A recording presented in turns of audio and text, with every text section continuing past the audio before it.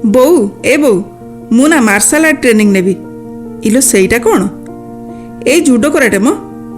ଝିଅ ମୁହଁରୁ ଏକଥା ଶୁଣି ବେଲଣା କାଟି ଧରି ଧାଇଁ ଆସିଲେ ଲିପ୍ସାର ବୋଉ। କହିଲେ ତୋ ମୁଣ୍ଡରେ ପଡ଼ି ଭୂତ ପଶିଲାଣି? ଝିଅ ଜନ୍ମ ନେଇଛୁ, ତା ଉପରେ ଖାଲି ପୁଅ ପିଲାଙ୍କ ଭଳିଆ ଖେଳକୁଦ କରିବି, ଜିମ୍ ଯାଇ କସରତ କରିବି, ଗୋଟେ ନାଟ ଲଗେଇଛୁ। ତା ଉପରେ ପୁଣି କହିଲୁଣି କ'ଣ ନା ମାର୍ଶାଲ ଆର୍ଟ ଶିଖିବୁ।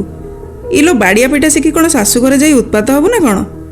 ଯାହା ପାଠ ପଢ଼ୁଛୁ ସେତିକିରେ ରହ, ରୋଷେଇବାସ ଶିଖ।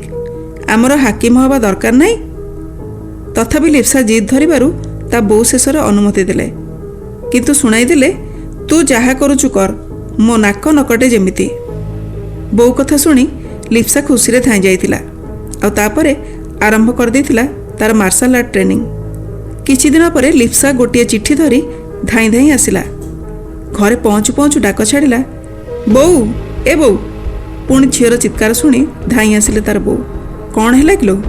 ବୋଉ ଜାଣିଛୁ, ମୁଁ ନା ପୁଲିସ ଚାକିରି ପାଇଁ ପାସ୍ ହୋଇଯାଇଛି। ତୋ ଝିଅ IPS ହୋଇଯାଇଛି ବୋଉ। ଲିପ୍ସା ମୁହଁରୁ ଏକଥା ଶୁଣି ତା ବୋଉ ବିଶ୍ୱାସ କରିବେ କି ନାହିଁ ଚିନ୍ତା କରିପାରୁନଥିଲେ। ତାଙ୍କ ଆଖିରୁ ଖୁସିର ଲୁହ ଝରି ଆସୁଥିଲା। ଝିଅକୁ ଗେହ୍ଲା କରି ପକାଇ ସେ କହିଲେ, ତୁ ମୋ ନାକରେ ଗୁଣା ପିନ୍ଧେଇ ଦେଲୁ ମା। ଭଗବାନ ତୋର ଆହୁରି ଉନ୍ନତି କରନ୍ତୁ। ମା ଦୁର୍ଗାଙ୍କର ଏ ପୂଜା ଅବସରରେ ମୁଁ ତୋତେ ଆଶୀର୍ବାଦ କରୁଛି। ତୁ ତାଙ୍କରି ପରି ଶକ୍ତିମୟୀ ହୋଇ ନିଜ କାମରେ ଆଗେଇ ଯା।